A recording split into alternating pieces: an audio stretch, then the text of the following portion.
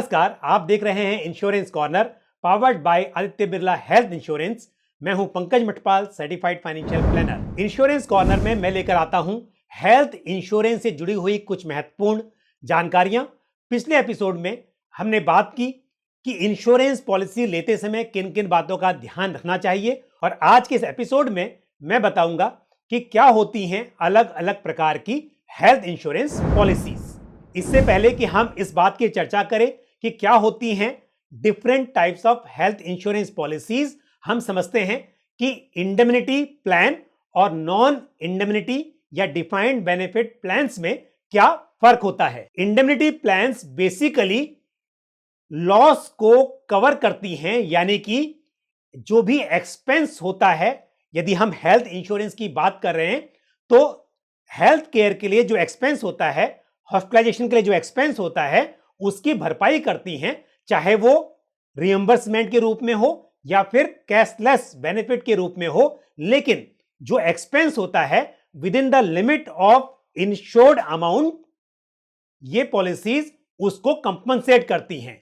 Non indemnity plans या defined benefit plans वो होते हैं जहां पर पॉलिसी होल्डर को एक फिक्स्ड अमाउंट मिलता है, यानी कि यदि जिस बीमारी के लिए वो पॉलिसी ली गई है या जो भी कंडीशंस उस पॉलिसी की हैं, उस स्थिति में यदि वो इवेंट होता है तो एक लमसम बेनिफिट पॉलिसी होल्डर को कंपनसेशन के रूप में दिया जाता है। अब बात करते हैं एक एक करके अलग अलग प्रकार की हेल्थ इंश्योरेंस प्लान्स की। सबसे पहले हम बात करते हैं बेसिक हेल्थ केयर प्लान्स की, जिन्हें हम अक्सर मेडिक्लेम पॉलिसीज भी कहते हैं। इन प्लान्स में बेसिकली हॉस्पिटलाइजेशन कवर होता है, यानी कि यदि इंश्योर्ड पर्सन हॉस्पिटलाइज होता है तो उस केस में हॉस्पिटल के एक्सपेंसेस जैसे कि डॉक्टर की fees, room rent, ICU charges, surgery charges, इस तरह के जो भी एक्सपेंसेस होते हैं वो कवर होते हैं। हो सकता है कि पॉलिसीज में कुछ डे केयर ट्रीटमेंट भी जो कि पहले से डिफाइंड हैं वो भी कवर हो सकते हैं। तो इस तरह से basic health insurance policies basically basic health expenses को कवर करती हैं। सबसे पहले किसी भी इंडिविजुअल को बेसिक हेल्थ इंश्योरेंस पॉलिसी लेने के बारे में सोचना चाहिए।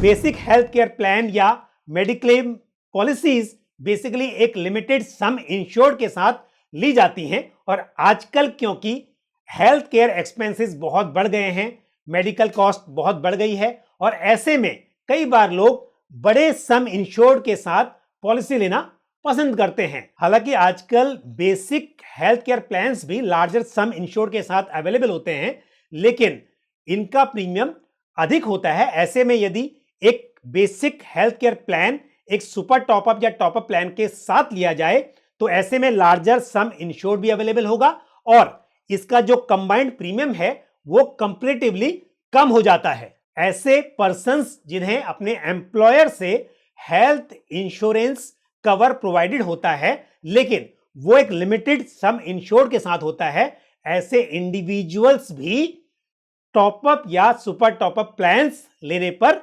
विचार कर सकते हैं। मान लीजिए कि उन्हें 5 लाख के कवर के साथ हेल्थ इंश्योरेंस पॉलिसी मिली हुई है और वो एक 25 लाख या उससे अधिक का टॉपअप या सुपर टॉपअप प्लान ले लें जहां पर 5 लाख का डिडक्टेबल एप्लीकेबल हो, तो उन्हें 5 लाख तक का कंपनसेशन अपने एम्प्लॉयर द्वारा प्रोवाइड की गई पॉलिसी से मिल सकता है। और यदि उससे अधिक की जरूरत पड़ती है तो उस केस में वो टॉपअप या सुपर टॉपअप प्लान जो भी उन्होंने लिया है उससे कंपनसेशन क्लेम कर सकते हैं। बेसिक हेल्थ केयर प्लान्स और टॉपअप या super top up plans basically indemnity cover होते हैं, यानी कि इस तरह की पॉलिसी से जो कंपनसेशन मिलता है वो हॉस्पिटलाइजेशन के जो एक्सपेंसेस होते हैं उनकी भरपाई करने के लिए मिलता है। यहां पर कोई डिफाइंड फिक्स्ड अमाउंट या एक लमसम बेनिफिट पॉलिसी होल्डर को नहीं मिलता है। एक टॉपअप और सुपर टॉपअप प्लान में क्या फर्क होता है, मैं एक अलग से वीडियो बनाकर आपको इस पर विस्तार से जानकारी दूंगा।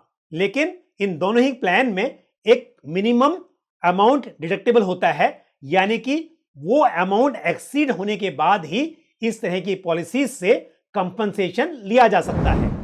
बेसिक हेल्थ केयर प्लान्स और टॉप अप प्लान्स के बाद हम बात करते हैं disease specific health insurance policies की। ये पॉलिसीज अक्सर सप्लीमेंट्री हेल्थ इंश्योरेंस पॉलिसीज के रूप में ली जाती हैं।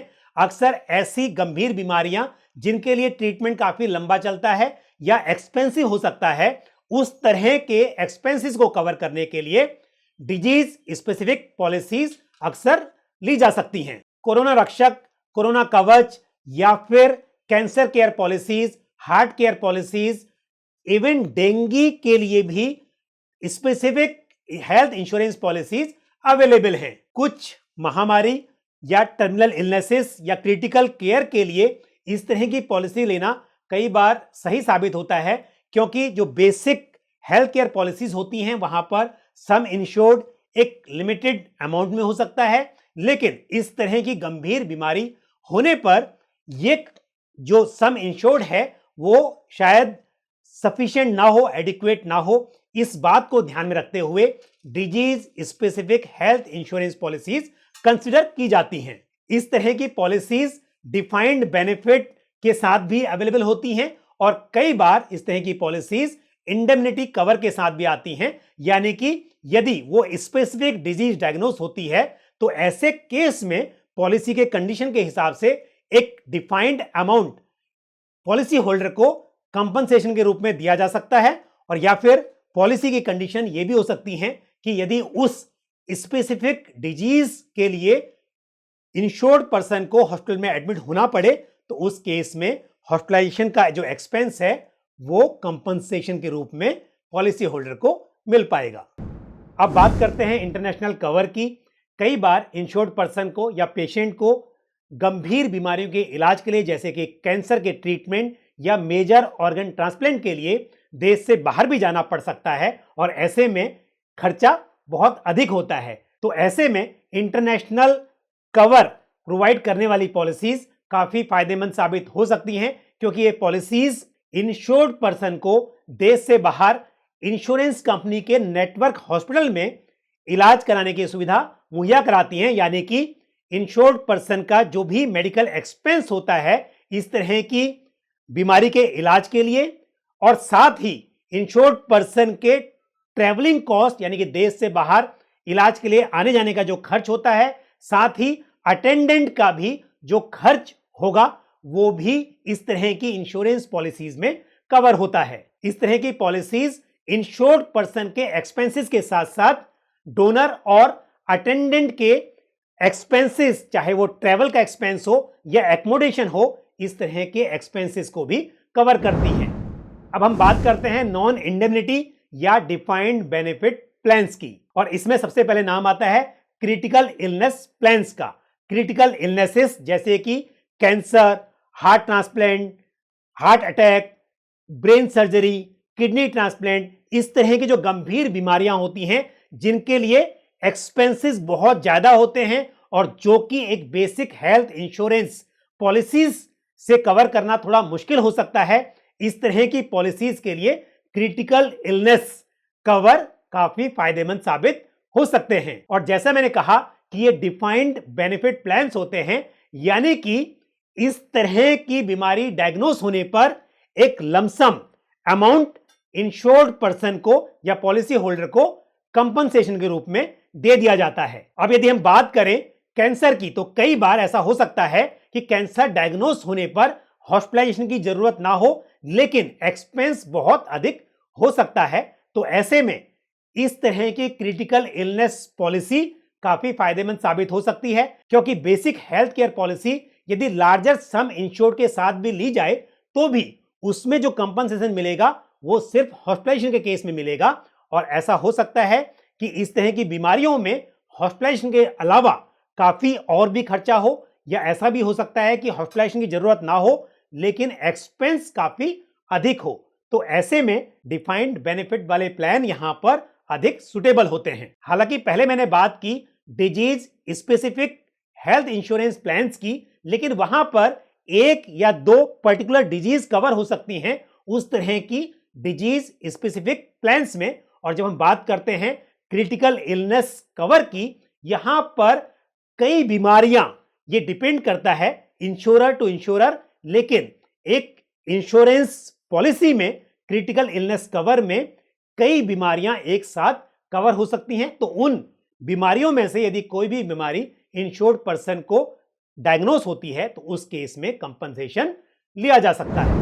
अब बात करते हैं पर्सनल एक्सीडेंट कवर की। इस तरह की पॉलिसीज का प्रीमियम काफी कम होता है, लेकिन ये पॉलिसीज भी बहुत इंपॉर्टेंट हैं, क्योंकि कई बार ऐसा हो सकता है कि किसी इंडिविजुअल ने एक लाइफ इंश्योरेंस पॉलिसी ली हो और ये मान लिया हो कि यदि डेथ होती है तो उस केस में, यानी कि यदि एक्सीडेंट से भी डेथ होती है तो उस केस में बेनिफिशरीज को एक कंपनसेशन मिलेगा। लेकिन यदि परमानेंट डिसेबिलिटी हो जाती है तब क्या होगा? तो ऐसे में जो पर्सनल एक्सीडेंट पॉलिसीज होती हैं, एक्सीडेंट में डेथ होने पर तो बेनिफिशरी को कंपनसेशन प्रोवाइड करती ही हैं, साथ ही परमानेंट डिसेबिलिटी या टेम्परेरी टोटल डिसेबिलिटी के केस में भी पॉलिसी होल्डर को कंपनसेशन प्रोवाइड करती हैं। यानी कि यदि कोई इंश्योर्ड पर्सन अपने शरीर का कोई अंग खो देता है एक्सीडेंट में, या फिर कोई टेम्परेरी डिसेबिलिटी होती है जिसकी वजह से इनकम का लॉस हो रहा है, तो उसको कंपनसेट करने के लिए इस तरह की पॉलिसी सही साबित हो सकती है। अब बात करते हैं हॉस्पिटल कैश इंश्योरेंस पॉलिसी की। इस तरह की पॉलिसीज इंश्योर्ड पर्सन के हॉस्पिटलाइज होने पर डेली बेसिस पर एक डिफाइंड अमाउंट या लमसम कैश बेनिफिट प्रोवाइड करती हैं। क्योंकि जब आप एक बेसिक हेल्थ इंश्योरेंस पॉलिसी या टॉपअप कवर लेते हैं तो ऐसे में हॉस्पिटल का एक्सपेंस तो कवर होता है, लेकिन उसके अलावा जो बाकी के खर्चे होते हैं या फिर उस दौरान जब इंश्योर्ड पर्सन हॉस्पिटल में एडमिट होता है उस वक्त पर जो इनकम का लॉस हो रहा होता है वो उस तरह की पॉलिसीज में कवर नहीं होता। इसके लिए हॉस्पिटल कैश इंश्योरेंस पॉलिसीज इस तरह के लॉस को कवर करने के लिए सुटेबल हो सकती है। तो ये हैं कुछ हेल्थ इंश्योरेंस प्लान्स जो हमारे देश में अवेलेबल हैं। सबसे पहले आपको बेसिक हेल्थ कवर के बारे में सोचना चाहिए और उसके बाद आप दूसरे तरह के प्लान्स पर भी विचार कर सकते हैं। मुझे उम्मीद है जानकारी आपको पसंद आई होगी और शायद आपके काम भी आएगी। आज के इस एपिसोड में इतना ही। अगले एपिसोड में हम बात करेंगे हेल्थ इंश्योरेंस से जुड़े हुए किसी और महत्वपूर्ण टॉपिक पर। तो जुड़े रहिए मेरे साथ इस पूरी सीरीज में और देखते रहिए insurance corner powered by Aditya Birla health insurance. धन्यवाद।